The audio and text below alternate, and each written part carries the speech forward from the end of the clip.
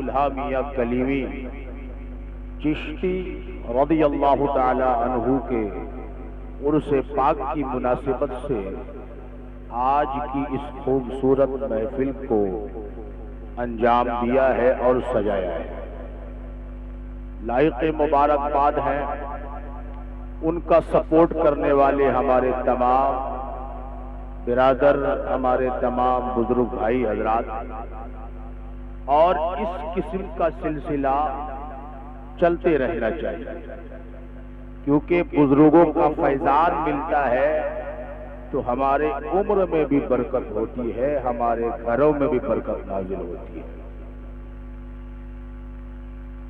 یہ شانتی ماحول ہے اور ایسی ہی محفل ہونی چاہیے، ورنہ آج کل تو محفلوں کا حال یہ ہے کہ محفل دیکھ کر لوگوں کو حال آ جاتا ہے۔ بات سمجھ رہے ہیں؟ یہ حال ہو گیا ہے، یعنی حال کا بے حال ہو گیا ہے۔ اتنے سارے لوگ آتے ہیں کہ پیر رکھنے کو بھی جگہ نہیں ملتی ہے، مگر وہ آنے والے جلسے کے لیے نہیں آتے ہیں، وہ آنے والے صرف اور صرف ٹہلنے کے لیے آتے ہیں۔ اور مجھے امید ہے کہ آج آپ کے یہاں یہ جو پیاری سی محفل سجی ہے، یہ جتنے بھی لوگ اپنے گھر سے نکل کر کے آئے ہیں وہ ٹہلنے کے لیے نہیں آئے ہیں، بلکہ حضرت دولہا میاں کلیمی کے فیضان کو لوٹنے کے لیے آئے ہیں۔ میں آپ کو پیغام دینا چاہتا ہوں کہ اے لوگوں، آپ اور ہم یہاں پر جتنے دیر تک بیٹھیں گے، ہمیں اور آپ کو رسول کریم صلی اللہ تعالی علیہ وسلم ملاحظہ فرماتے رہیں گے، اور میرے آقا کریم صلی اللہ تعالی علیہ وسلم یہ بھی ملاحظہ فرما رہے ہوں گے کہ آج یہاں پر کسی اور کی محفل نہیں سجائی گئی ہے، بلکہ میرے شہزادے، میرے بیٹے دولہا میاں کلیمی کی محفل سجائی گئی ہے۔ اور ایک بات یاد رکھنا، آل نبی سے محبت کرنا، نبی سے محبت کرنا ہے، تو آج آپ نے کسی اور کی محبت میں محفل نہیں سجایا ہے، بلکہ نبی کی محبت میں محفل سجایا ہے۔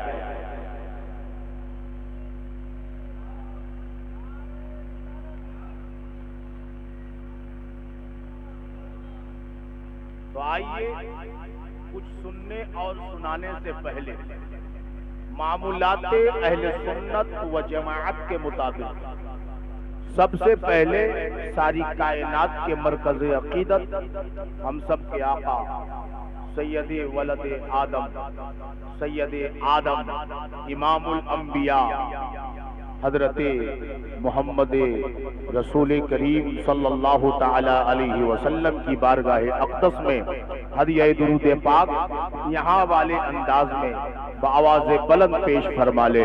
اللہم وسلم۔ حضرات،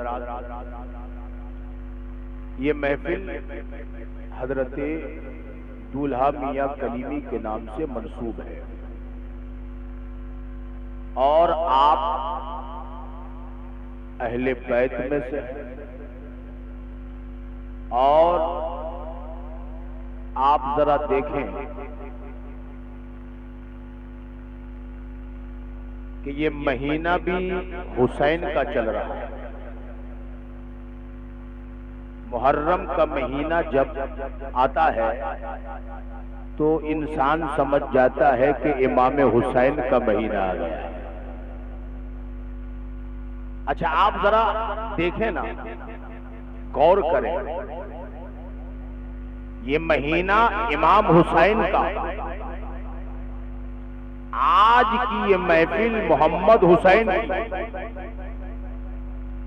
مہینہ امام حسین کا، آج کی یہ محفل محمد حسین کی۔ مطلب یہ ہوا کہ ہم کربلا کے حسین والے بھی ہیں اور کٹرا کے حسین والے بھی ہیں، اور آپ کو بتانا چاہتے ہیں کربلا کے حسین بھی نبی کو پیارے اور کٹرا کے محمد حسین بھی نبی کو پیارے، اور ان دونوں حسین سے ہم محبت کرنے والے، اس کا مطلب یہ ہے کہ ان دونوں حسین کے صدقے میں ہم سب بھی محمد رسول اللہ کو پیارے۔ نعرہ تکبیر، نعرہ رسالت، نعرہ رسالت، عصمت مصطفیٰ، عصمت اولیاء۔ ایک بات آپ کو بتائیں، آج کی جو تاریخ لگ گئی ہے، کتنی تاریخ ہے اردو کی؟ 28ویں تاریخ لگ گئی۔ 27 کو محمد حسین عرف دولہا میاں کلیمی کا عرس ہے، اور 28ویں محرم کو جو ہے مخدوم سمنانی کا عرس پاک آ ہے۔ بات سمجھ رہے ہیں؟ یہ دونوں چشتی بزرگ، بات سمجھ رہے ہیں؟ ان کے سلسلے کا نام اشرفی مشہور ہو گیا، اور محمد حسین عرف دولہا میاں کلیمی کے سلسلے کا نام کلیمی مشہور ہو گیا۔ بات سمجھ رہے ہیں؟ تو حضرت مخدوم اشرف سمنانی کا فرمان ہے، انہوں نے فرمایا ہے، بلکہ جب محرم کا مہینہ آتا تھا تو وہ اپنی خانقاہ میں، جو ان کی خانقاہ تھی، اپنی خانقاہ میں وہ اپنے آپ کو روک لیتے تھے، مطلب تمام دورے جو باہر کے ہوتے تھے اس کو ترک کر دیتے تھے، اور اپنی خانقاہ میں اپنے احباب کے ساتھ، اپنے خلفاء کے ساتھ، اپنے مریدوں کے ساتھ رہتے تھے۔ کرتے کیا تھے؟ امام حسین کے غم کو یاد کرتے تھے، امام حسین کو یاد کر کے قرآن کی تلاوت کیا کرتے تھے، خود بھی قرآن کی تلاوت کرتے تھے، مریدوں سے بھی قرآن کی تلاوت کرواتے تھے، اپنے خلفاء کو بھی قرآن کی تلاوت کرنے کو کہتے تھے۔ پورے 10 دن تک حضرت مخدوم سمنانی اس محرم کے مہینے میں پہلے عاشورہ کو قرآن کی تلاوت میں گزارتے تھے، امام حسین کو یاد کر کے گزارتے تھے۔ جب مخدوم سمنانی کا آخری وقت آیا، جس سال آپ کا انتقال ہوا، اور جب انتقال ہوا آسمان پر محرم کا چاند طلوع ہوا تو مخدوم سمنانی مسکرانے لگے، مخدوم سمنانی مسکرانے لگے۔ لوگوں نے پوچھا حضور کیا بات ہے، کیا معاملہ ہے، کیا معاملہ ہے؟ اس سے پہلے جب آسمان پر چاند طلوع ہوتا تھا تو آپ کے آنکھوں سے آنسو ٹپکنا شروع ہو جاتے تھے، مگر آج کیا معاملہ ہے کہ اس مرتبہ آسمان پر جب محرم کا چاند طلوع ہوا ہے تو آپ مسکرا رہے ہیں؟ تو لوگوں نے جب پوچھا تو مخدوم سمنانی نے کہا میں اس لیے مسکرا رہا ہوں کہ یہ امام حسین کے مہینے کا چاند طلوع ہو گیا ہے، اور اشرف کو پتا ہو گیا ہے کہ اشرف کا وصال بھی اسی چاند میں ہونے والا ہے۔ نہیں سمجھ میں آئی بات؟ اس لیے میں مسکرا رہا ہوں کہ اشرف کا وصال بھی، یعنی میرا انتقال بھی اسی مہینے میں ہونے والا ہے، تو اس لیے میں مسکرا رہا ہوں، اس لیے مجھے خوشی ہو رہی ہے کہ موت بھی مجھے آ رہی ہے تو کسی اور مہینے میں نہیں، امام حسین کے مہینے میں آ رہی ہے۔ تو آپ کو پیغام یہ دینا چاہتا ہوں، گویا کہ حضرت مخدوم سمنانی نے فرمایا کہ امام حسین کا مہینہ تمام حسینیوں کو پیارا ہے، امام حسین کا مہینہ تمام سنیوں کو پیارا ہے، تو محمد حسین کلیمی عرف دولہا میاں کلیمی کو بھی جب اس دنیا سے جانا ہوا، میرے آقا سے ملاقات کرنا ہوا، تو وہ کوئی اور مہینہ نہیں، محرم کا مہینہ ہے، وہ محرم کا مہینہ ہے۔ اب آپ کو ایک بات بتاتے ہیں، غور سے سنیے گا میری گفتگو، میری گفتگو جو ہے سلسلہ کلیمی پر ہی ہوگی، سمجھ رہے ہیں؟ کیونکہ محفل ان کی ہے تو تقریر کن کی ہوگی؟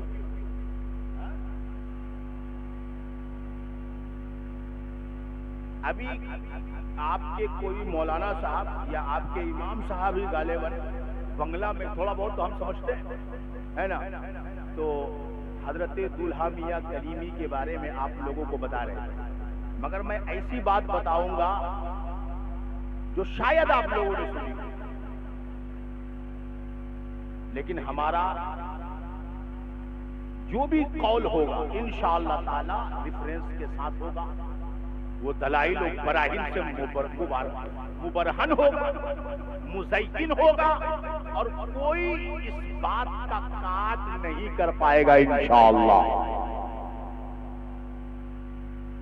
یہ جو حضرت مسعود احمد کلیمی ہے، جو میرے مرشد اجازت، بات سمجھ رہے ہیں؟ میرے مرشد اجازت ہے اور اخلاق کے دھنی ہیں، حسن کے پیکر ہیں، علماء کو محبوب رکھنے والے ہیں۔ شرط یہ ہے کہ عالم بھی مخلص ہو۔ اگر بندہ اخلاص سے آپ سے ملتا ہے تو آپ روحانی طور پر بھی نوازتے ہیں اور ظاہری طور پہ بھی نوازتے ہیں، باطنی طور پہ بھی نوازتے ہیں۔ تو دولہا میاں کلیمی کون ہے؟ حضرت مسعود احمد کلیمی مقدس اللہ العالی و نورانی کے دادا ہیں، بات سمجھ میں آ رہی ہے؟ اور مسرور احمد کلیمی کے والد اور قاسم علی کلیمی کے خلیفہ، مرید اور داماد۔ بس میں اتنا سناؤں گا، لیکن اس کو سمجھنا بہت ضروری ہے، کیونکہ بہت سارے لوگ ایسے دنیا میں پیدا ہو گئے، بہت سارے لوگ ایسے دنیا میں آ گئے جو یہ اعتراض کریں گے، آپ کے دماغ میں وسوسہ ڈالیں گے، آپ کو ادھر ادھر کرنے کی کوشش کریں گے۔ کوئی یہ کہے گا کہ دولہا میاں کلیمی تو ان کی اولاد نہیں ہے، کوئی یہ کہے گا کہ دولہا میاں کلیمی تو آل مصطفیٰ میں سے نہیں ہے۔ آپ کہیں گے ہے تو وہ کہے گا دلیل لا، تو آج میں دلیل لانے لگا ہوں۔ اب آپ غور سے سننا، آج ایسی دلیل پہ کر کے جاؤں گا، اگر آپ نے یاد رکھ لیا تو انشاءاللہ تعالی کوئی بھی منکر آپ کے سامنے ایک منٹ تک نہیں پائے گا۔ آپ کو اپنے پیر پر بھی یقین ہونا چاہیے، اپنے سلسلہ پر بھی یقین ہونا چاہیے، کیونکہ جو دیوانہ ہوتا ہے وہ مستانہ بھی ہوتا ہے، جو دیوانہ ہوتا ہے وہ عاشق بھی ہوتا ہے۔ تو آپ صرف مرید نہ بنے بلکہ سلسلہ کلیمی کے دیوانے بنے۔ نعرہ تکبیر، نعرہ رسالت، عصمت اولیاء، کرامت اولیاء، گلشن کلیمی، سلسلہ کلیمی، نعرہ تکبیر۔ ایک بات یاد رکھنا، جتنے بھی دنیا میں سید لوگ ہیں، بات سمجھ رہے ہیں؟ سید یعنی اہل بیت،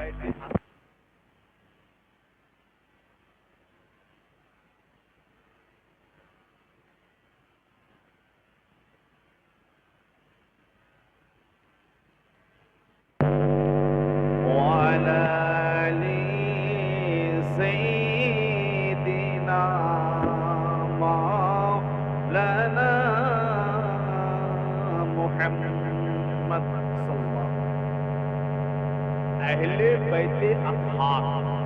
پہلے اس کو تھوڑا سا سمجھ لیجیے مختصر، ورنہ بات بہت لمبی ہوتی ہے۔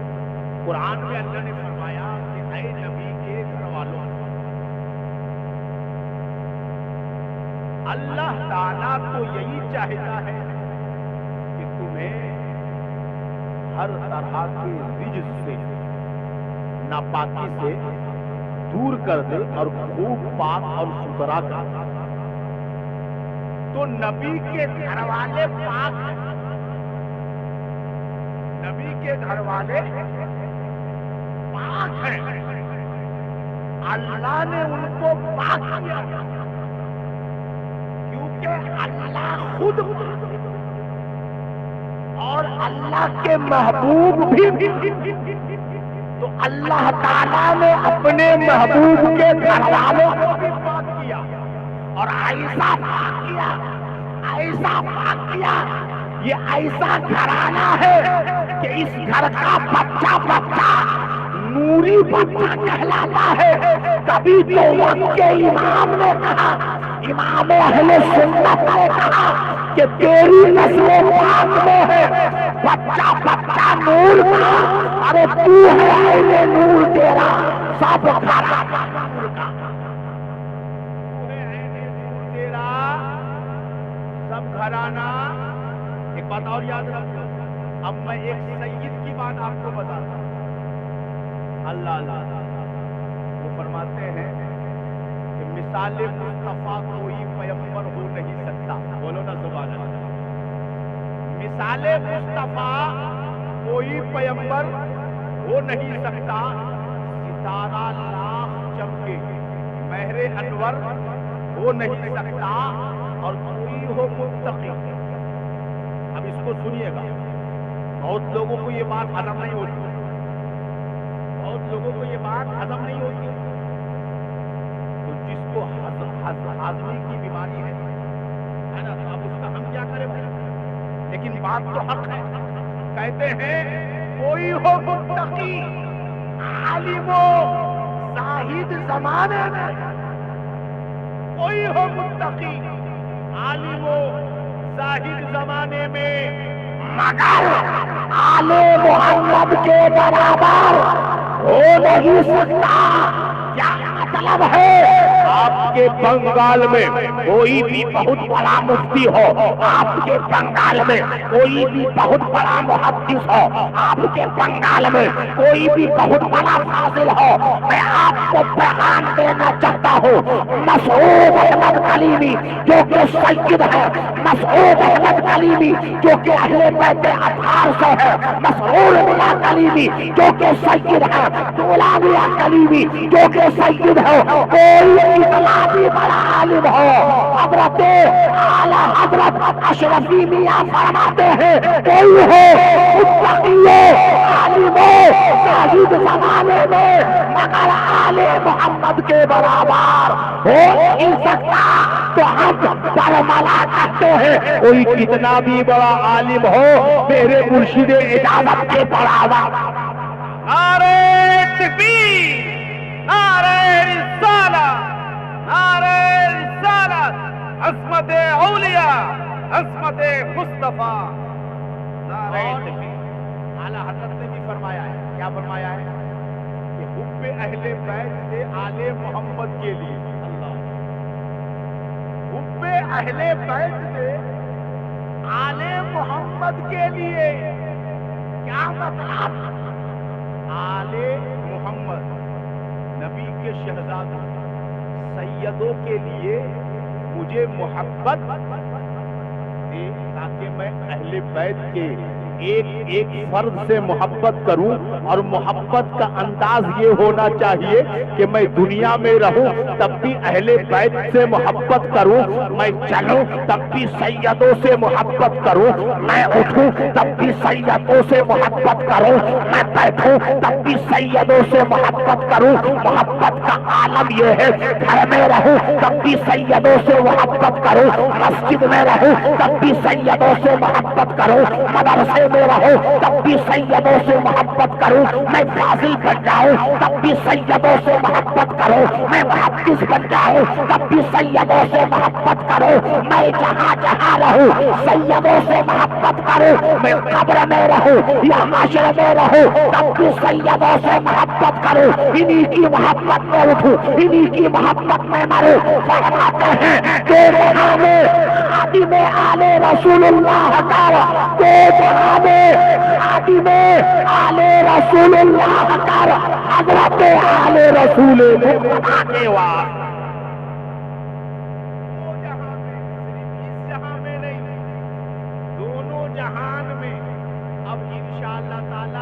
سب اس جہان میں صرف ان سے محبت نہیں کرتے ہیں बल्कि उनके दामन को पकड़कर उनका सिलसिला ले लिए हैं। बोलो सुभान अल्लाह।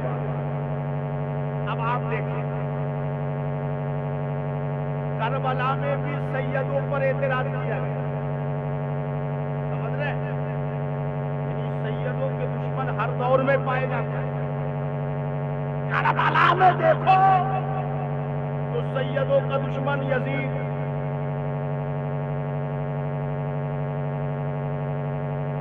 हर दौर की तारीख को आप उठाकर देखो तो आपको पता चलेगा कि सैयदों की सियादत का इनकार हुआ है। बोलने वाले ने बोल दिया आप सैयद नहीं, अपनी आखिरत खराब कर ली। यहां तक के गौसे आजम की सियादत का भी इनकार किया। मखदूम पाक इतने बड़े अपने वक्त के मुजद्दिद, उनकी भी सियादत का इनकार किया। और आज जितने भी शहीद हैं पिछौचा शरीफ के, उनकी सियादत का इनकार किया गया। और दलील क्या दी गई कि मखदूम पाक के वो लोग बेटे नहीं थे। वही एतराज आपके सिलसिले के तरह वो कहते हैं कि ये सब मखदूम पाक की औलाद नहीं, इसलिए ये सैयद नहीं। वैसे ही यहाँ कहा जाता है कि कासिम अली कलीमी की ये औलाद नहीं, इसलिए ये सैयद नहीं।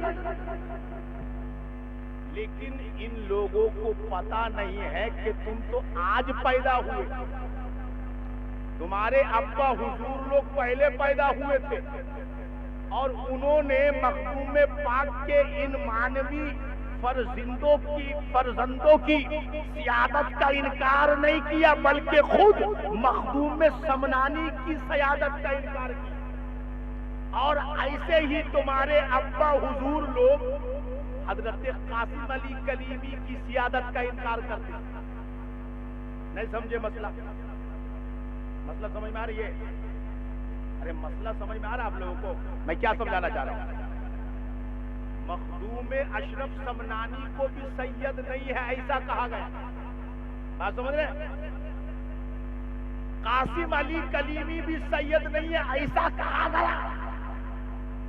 कासिम अली कलीमी ने खुद लिखा, किसमें?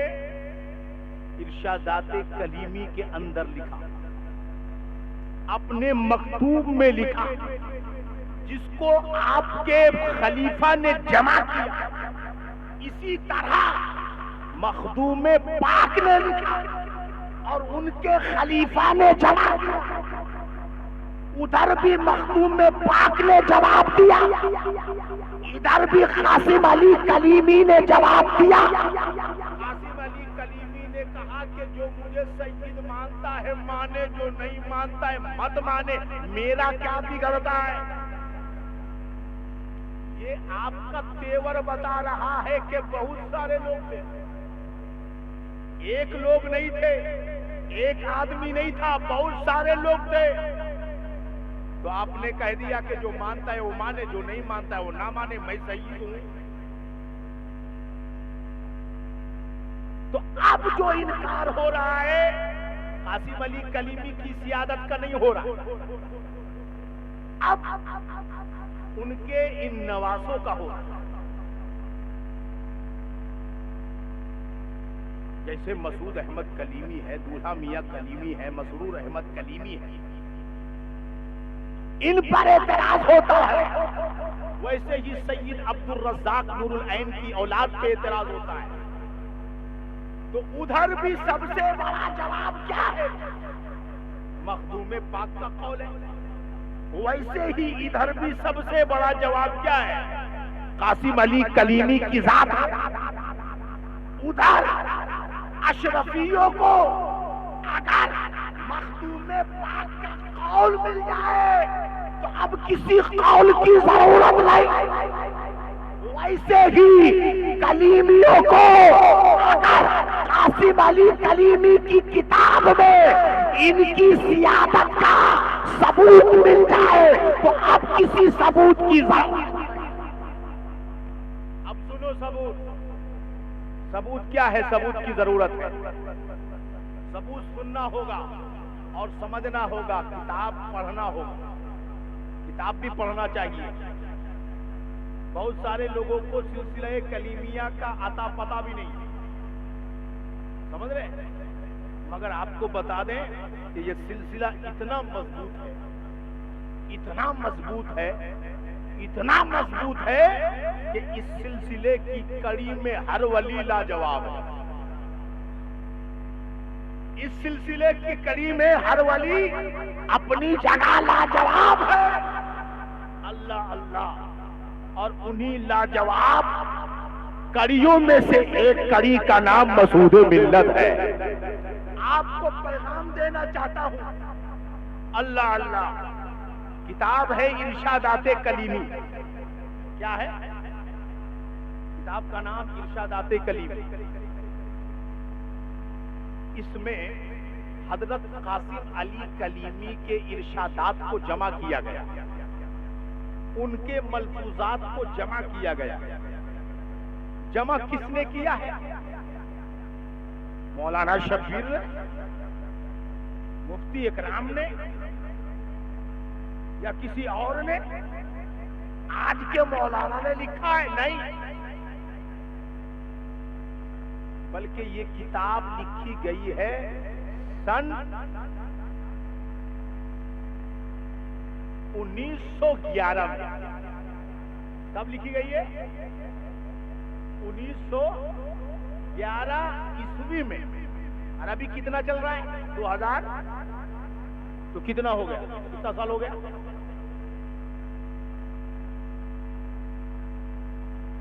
114 साल पहले ये किताब लिखी गई है। अरे बोलो ना सुभान अल्लाह। 114 साल पहले की बात मैं कर रहा हूं, आज की बात नहीं कर रहा। आज तुम पैदा होकर एतराज करोगे और दलील मांगोगे। आओ मैं तुमको 114 साल पहले लेकर चलता हूं। आज तो इंसान कदम कदम पे झूठ बोलता है। आज दुकान पे होता है तब भी झूठ बोलता है, मकान पे होता है तब भी झूठ बोलता है, मस्जिद जाता है तब भी झूठ बोलता है, मदरसा पहुंच गया तब भी झूठ बोल रहा है, कदम कदम पे झूठ बोल रहा है। अपनों के साथ झूठ बोल रहा है, दूसरों के साथ झूठ बोल रहा है, बल्कि झूठों का सरदार बन गया। सब झूठ बोल रहा है। झूठ का बाजार गर्म है। झूठ का आलम यह है कि किसी की शॉप है, अगर दुकान है, तो बोलता है जनाब इसकी कीमत कितनी है? तो कहता इतनी है। कहा कम मिलेगा? बोला नहीं भाई इतने में लिया हूं, इतने में दूंगा। अब वो इतना में लिया है, वो झूठ बोल रहा है। समझ में आ रही है? झूठ का बाजार गर्म है। और यही झूठे लोग बोलते हैं कि तुम्हारी सयादत झूठी है। अल्लाह, तुम्हारी निस्बत झूठी है। सरदार पहले अपने आप को तो सच्चा बना ले। जो सच्चा होता है उनको अच्छों की निस्बत समझ में आती है। अरे अपने आप को सच्चा जब बनाओगे तो अहले बैते अतार और सैयदों की सियादत का इनकार नहीं करोगे, बल्कि सैयदों का गुलाम बनकर दुनिया वाले को कहोगे कि मैं इस दुनिया में भी सैयदों का गुलाम हूं और आखिरत में भी सैयदों का गुलाम रहूं।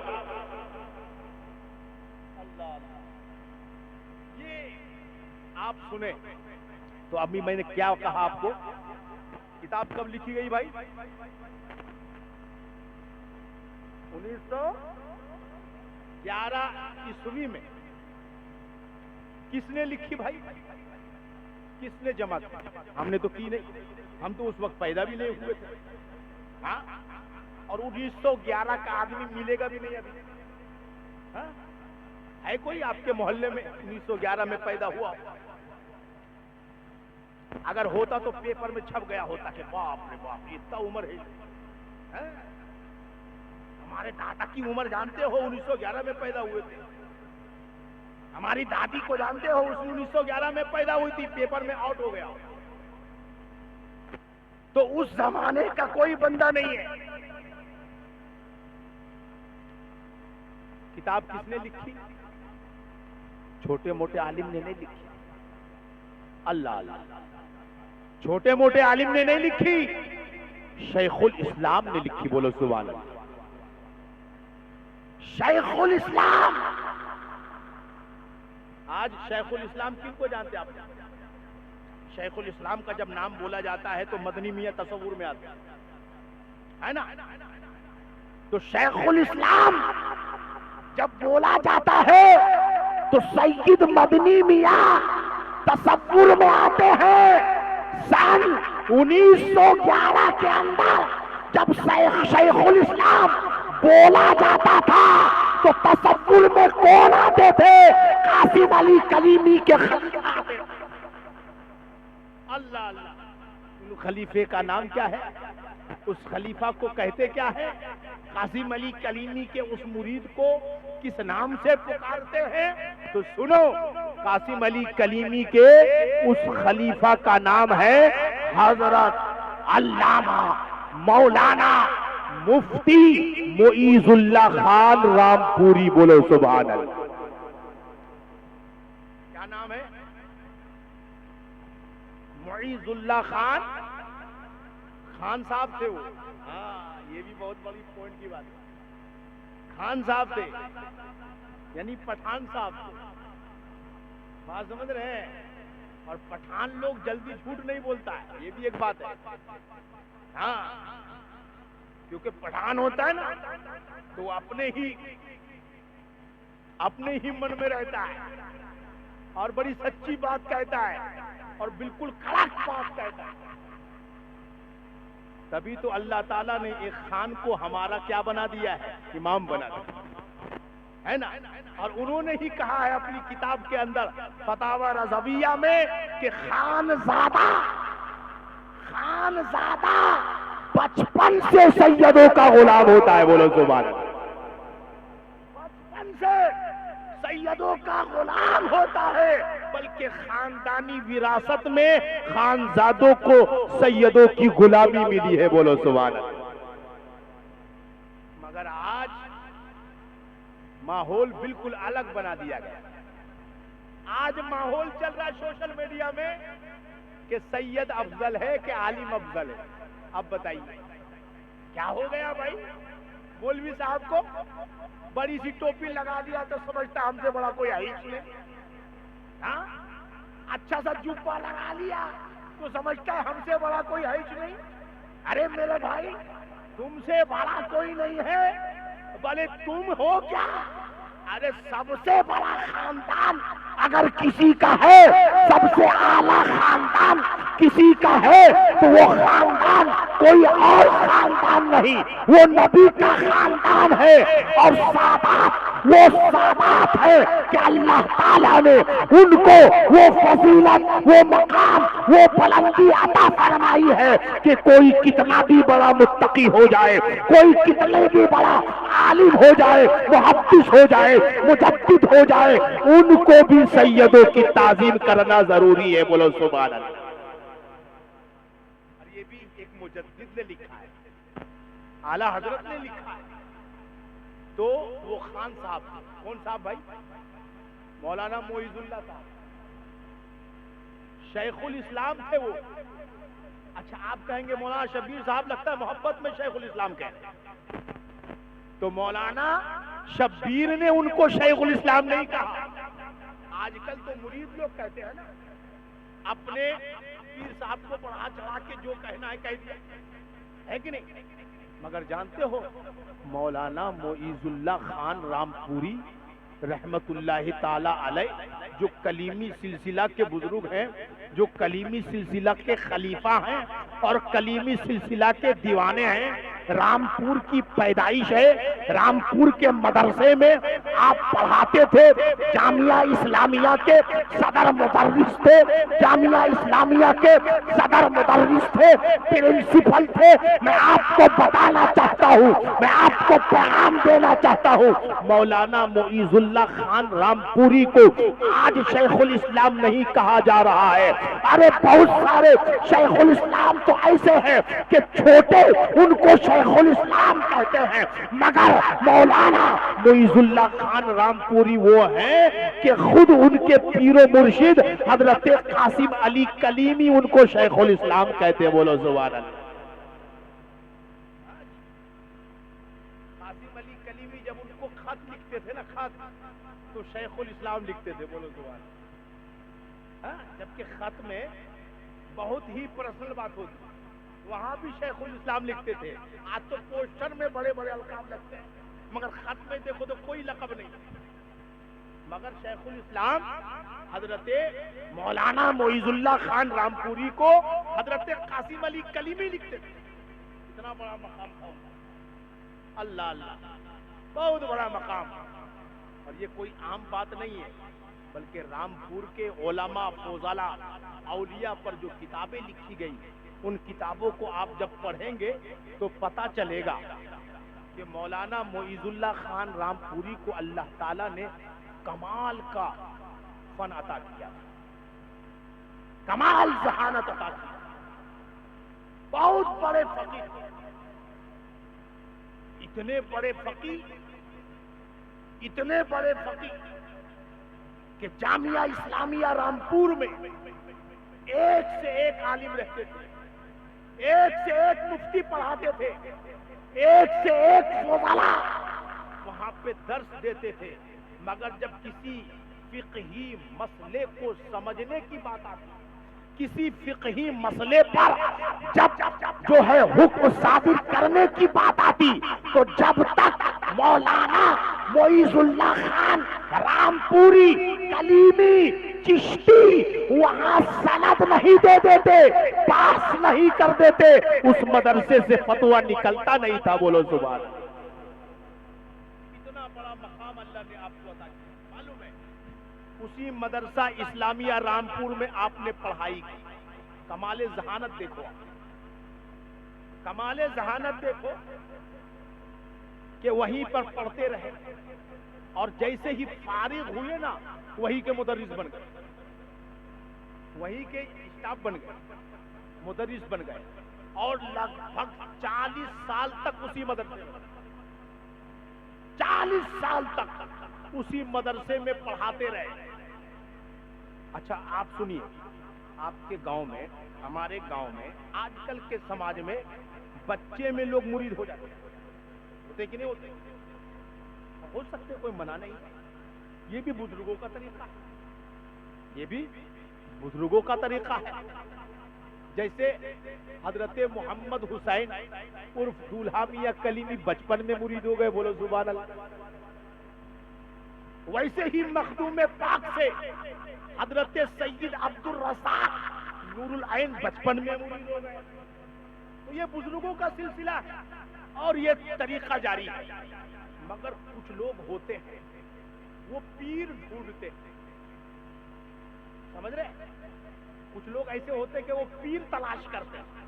ابھی آپ کسی مولانا صاحب کو پوچھو، اگر وہ مرید نہیں ہوا تو وہ کیا جواب دیتے ہیں معلوم ہے؟ ابھی مجھے ایسا کوئی پیر ملا نہیں ہے جو مجھے اللہ تک پہنچا دے۔ بولتا ہے کہ نہیں بولتا؟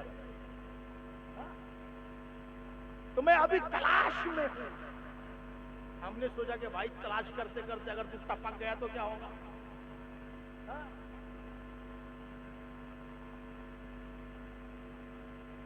موت کا تو کوئی بھروسہ نہیں ہے۔ تو کچھ لوگ ہوتے ہیں ایسے، وہ پیر تلاش کرتے ہیں، اور تلاش کرنے پھر کہیں جاتے بھی نہیں ہیں، اپنے ہی گھر میں بیٹھے رہتے ہیں اور بیٹھے بیٹھے تلاش کرتے ہیں۔ بات سمجھ رہے؟ وہ پیر تلاش کرتے ہیں۔ تو مولانا معیز اللہ خان رامپوری بھی ایسے ہی تھے۔ بات سمجھے نہیں سمجھے؟ مطلب بہت زیادہ ذہین تھے، بہت اللہ نے ذہانت سے نوازا تھا، علم فقہ، علم تفسیر، علم اسماء الرجال، سب میں کمال کی مہارت، اور ہر استاذ کے وہ پسندیدہ شاگرد. ان کے ایک استاذ کا صرف نام بتاتا ہوں، نام سنا ہوگا علماء کرام نے، ان کے خاص استاذ ہیں حضرت علامہ مولانا ارشاد حسین رامپوری. فتاوی ارشادیہ کتاب اٹھا کے دیکھو، پتہ چلے گا مولانا ارشاد حسین رامپوری کون ہے. تو ان لوگوں سے انہوں نے پڑھا تھا، اور خود مولانا ارشاد حسین رامپوری پیر تھے، مگر ان سے بھی مرید نہیں ہوئی. بات سمجھ رہے؟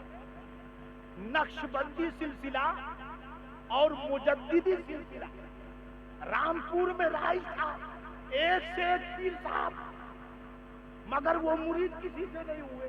ابھی پیر تلاش کر رہے ہیں، ابھی پیر تلاش کر رہے ہیں. اچھا اب آپ دیکھو، قاسم علی کلیمی بھی رامپور جاتے، اور قاسم علی کلیمی کو مولانا معیز اللہ نے ایک بار نہیں انیک بار دیکھا، مگر مرید نہیں ہوئے. مرید نہیں ہوئے، بلکہ وہ خود لکھتے ہیں ارشادات کلیمی کے مقدمہ کے اندر، لکھتے ہیں کہ میں تو قاسم علی کلیمی سے متنفر تھا. کیا تھا؟ متنفر کا مطلب سمجھتے ہیں؟ نہیں سمجھتے آپ. متنفر کا مطلب ہوتا ہے ناراض. میں ان سے ناراض تھا، مجھے یہ پیر پسند نہیں، میں ان سے ناراض تھا. کیوں بھائی؟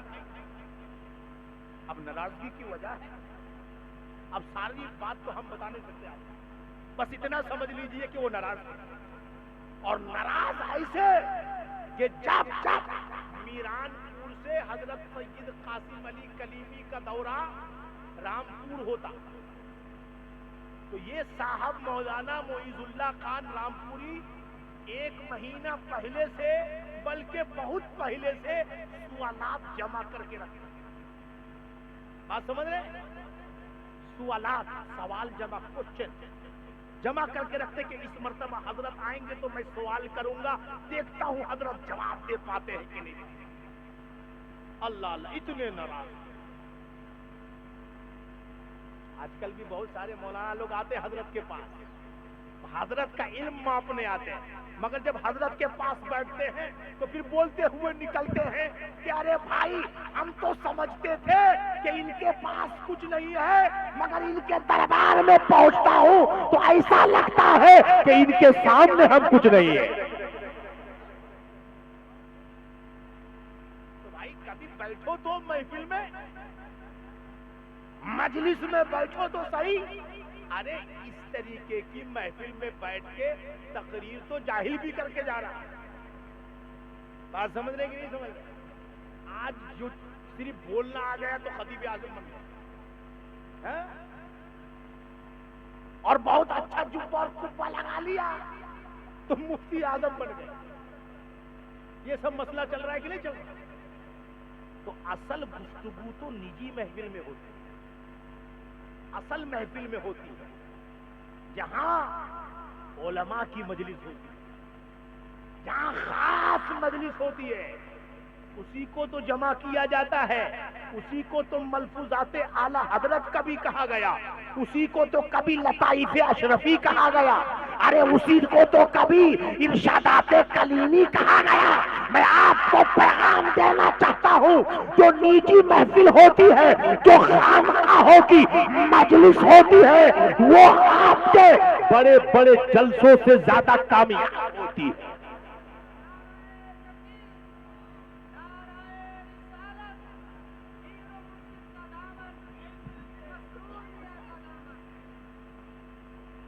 اللہ اللہ. تو مولانا معیز اللہ کو سمجھ رہے ہیں آپ؟ ایسے تو مرید نہیں ہوئے، عالم بن گئے، مرید نہیں ہوئے، فاضل بن گئے، مرید نہیں ہوئے، بلکہ پرنسپل ہو گئے، ابھی تک مرید نہیں ہوئے، اور سوالات پہ سوالات کرتے ہیں. وہ سوچتے ہیں کہ اس مرتبہ حضرت کو پھنسا دیں گے، سمجھ رہے ہیں؟ اس مرتبہ پھنسا دیں گے ہم، مگر حضرت ہنستے کہاں؟ جب ان کی محفل میں حضرت پہنچتے تو پتا چلتا کہ ہم تو صرف حضرت ہیں، یہ تو حضرتوں کے بھی حضرت ہیں۔ اللہ اللہ، یہ تو ایسی محفل ہے کہ بات سمجھ میں نہیں آتی۔ ارے ہم تو 1 مہینے سے محنت کر کے یہ سوالات لاتے ہیں، حضرت بیٹھے بیٹھے جواب دے دیتے ہیں۔ اللہ اللہ، مگر معلوم ہے اسی حضرت کے حضرت کو بھی لوگ کہتے تھے کہ ان کو کچھ نہیں آتا، سمجھ رہے کہ نہیں؟ تو وہی جو لوگ کہتے تھے کہ ان کو کچھ نہیں آتا، ہم کو سب آتا ہے، تو ان کی ضروریت آج بھی پائی جاتی ہے۔ بات سمجھ رہے؟ ایسے مزاج کے لوگ آج بھی پائے جاتے ہیں، تو سیدوں کے دشمن ہر دور میں رہے۔ بات سمجھ رہے؟ ہر دور میں رہے، اور بڑے بڑے بزرگوں کی سیادت کا انکار ہوا، بڑے بڑے بزرگوں کی سیادت کا انکار ہوا۔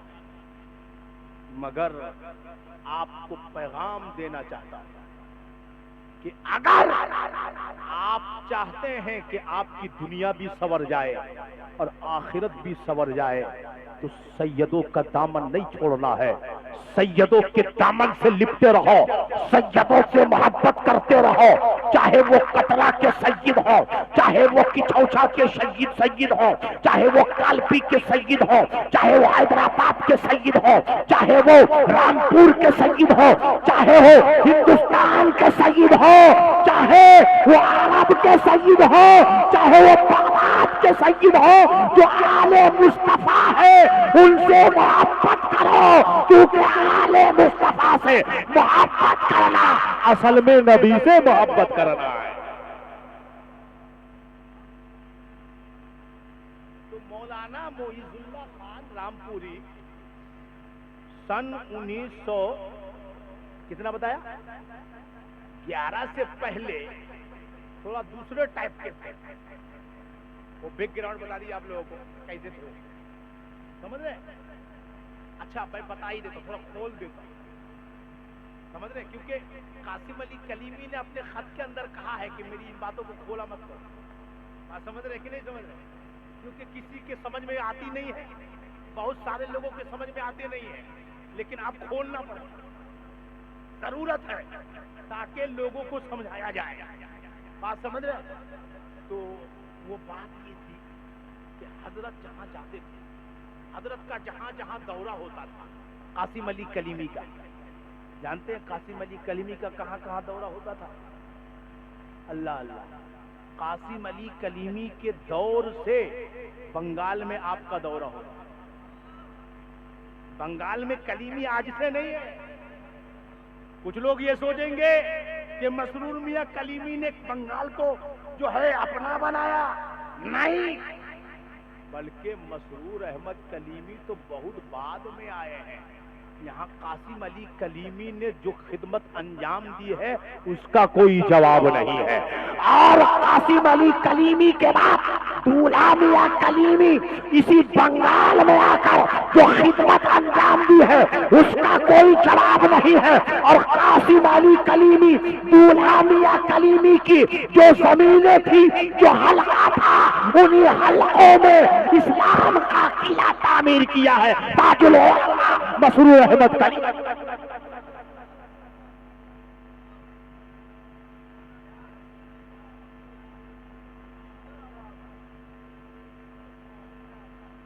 تو قاسم علی کلیمی بہت بڑے شیخ ہیں، اللہ اللہ، بنگال میں آپ کا دورہ ہوتا تھا، جھارکھنڈ میں آپ کا دورہ ہوتا تھا، بہار میں آپ کا دورہ ہوتا تھا، یو پی کے بہت سارے صوبوں میں آپ کا دورہ ہوتا تھا، دکن میں آپ کا دورہ ہوتا تھا، حیدرآباد میں آپ کا دورہ ہوتا تھا، پنجاب میں آپ کا دورہ ہوتا تھا، سندھ میں آپ کا دورہ ہوتا تھا، بہاولپور میں آپ کا دورہ ہوتا تھا، لاہور میں آپ کا دورہ ہوتا تھا، بنگلہ دیش ڈھاکہ میں آپ کا دورہ ہوتا تھا۔ یوں سمجھو قاسم علی کلیمی اس شیخ کا نام ہے کہ اس دور کے بر صغیر کے ہر علاقے میں قاسم علی کلیمی کا دورہ ہوتا تھا اور ہر جگہ قاسم علی کلیمی کے چاہنے والے کلیمی پائے جاتے تھے. معلوم ہے آپ کو کلکتہ میں کلیمی اکیڈمی موجود تھا. سمجھ میں آ رہی ہے؟ اس زمانے میں بہت ساری کتاب چلی کلکتہ سے. کلیمی اکیڈمی کولکتہ میں جو سینٹر تھا ہندوستان کا، بات سمجھ رہے ہیں؟ وہاں میں بھی کلیمیوں کی تعداد بہت زیادہ تھی. ایک ہسٹوری ہے، ایک بیک گراؤنڈ ہے کلیمیوں کا. اس لیے تو کہتے ہیں کہ لوگ پڑھتے نہیں ہیں. میں تو کہوں گا کہ جو انسان اس سلسلہ کو پڑھنا شروع کر دے گا، پہلے یہاں محبت میں تھا، پڑھنے کے بعد یہاں پہنچ جائے. پڑھنا ضروری ہے. بہرحال تو مولانا معیز اللہ خان رامپوری کو کیوں حضرت سے ناراضگی تھی معلوم ہے؟ ناراضگی ایک بات تو یہ تھی کہ آپ ایسے رہتے تھے کہ لگتا نہیں تھا کہ بہت بڑے عالم ہیں. سمجھ رہے ہیں؟ ایسے رہتے تھے سادہ لباس میں. جیسے حضرت کو بھی دیکھ لو، کبھی چھوٹی سی کالی ٹوپی پہن لیں گے اور لگے گا نہیں کہ کوئی علامہ صاحب. اب جیسے ہم پہن کے آئے تو لگ رہا ہے پڑکا مولانا صاحب ہے. بات سمجھنے کی نہیں سمجھ رہے؟ اب حضرت چھوٹی ٹوپی پہن کے، کالی ٹوپی پہن کے بالکل اپنی خانقاہ میں بیٹھے رہتے ہیں، بالکل صوفی صاحب کی طرح. کوئی گھمنڈ نہیں، کوئی غرور نہیں، کوئی تکبر نہیں. لگتا ہے بالکل ایک اللہ کا نیک بندہ بیٹھا ہوا ہے جس کو کوئی جو ہے پریشانی نہیں ہے، کوئی تکلیف نہیں ہے. بس جو ہے وہ اللہ کا بندہ ہے اور اپنے آپ کو اللہ کی بارگاہ میں جھکائے ہوا ہے. ایسا لگ رہا ہے علم کا گھمنڈ نہیں ہے، خاندان کا گھمنڈ نہیں ہے، دولت کا گھمنڈ نہیں ہے، خانقاہ کا گھمنڈ نہیں ہے، کوئی تکبر نہیں ہے، کوئی غرور نہیں ہے. جو بھی آ رہا ہے محبت لٹائے چلے جا رہے ہیں، جو بھی آ رہا ہے نوازتے چلے جا رہے ہیں اور بتاتے چلے جا رہے ہیں کہ چشتیوں کا پیغام یہ ہے کہ چشتیات انسان کو غرور نہیں سکھاتی ہے، چشتیات انسان کو عجز و انکساری سکھاتی ہے. اللہ. تو حضرت الہامیہ کلیمی کے جو مرشد تھے قاسم علی کلیمی، سمجھ رہے ہیں؟ اور اس کو بعد میں سسر بھی کہہ سکتے ہیں آپ رشتے میں. تو ان کو بھی کوئی گھمنڈ نہیں.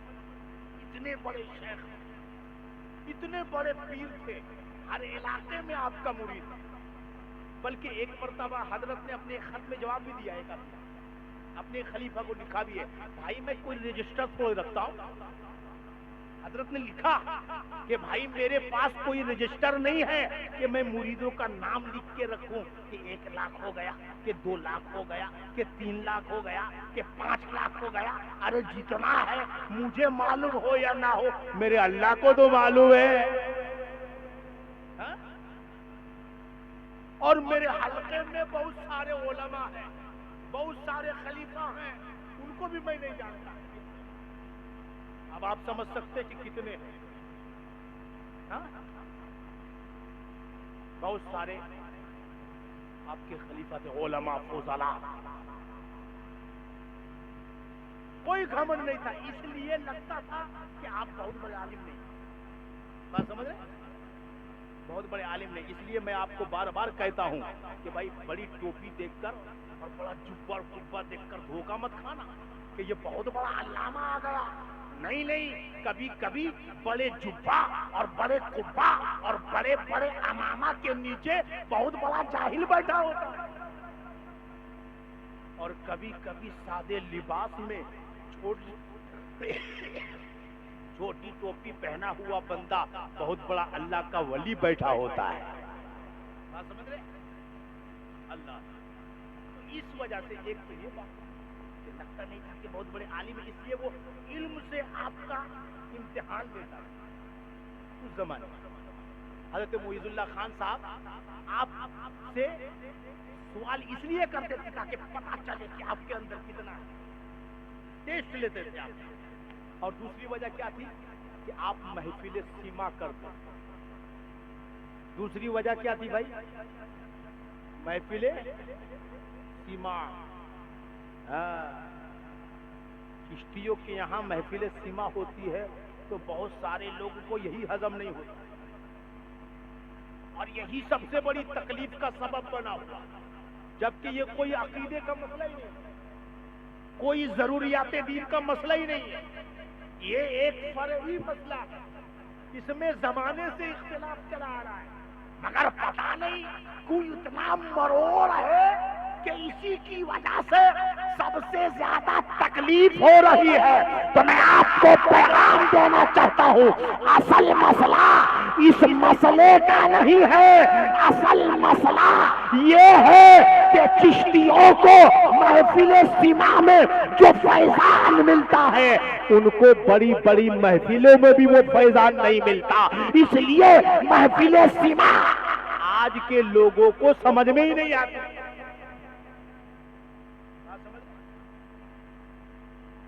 یہ اختلافی مسئلہ ہے، تو اپنی جگہ رہنے دو بھائی، آپ اپنے مسئلے پہ عمل کرو، ہم کو اپنے مسئلے پہ عمل کرنے دو۔ یہ کوئی عقیدے کا مسئلہ تو ہے ہی نہیں کہ میں اس کو جائز کہوں گا تو میں اس کو نیچے نہیں رہوں گا۔ ہاں، اگر ایسا معاملہ ہے تو لکھ کے دو کہ جو محفل سیما کو جائز کہتا ہے وہ سنی نہیں ہے، حالت خراب ہو نہیں ہو گئی تو پھر بتاؤ۔ ہاں؟ تو جس مسئلے میں تم کسی کو سنیت سے نکال ہی نہیں سکتے اس میں اتنا لفڑا جھگڑا کاہے کو؟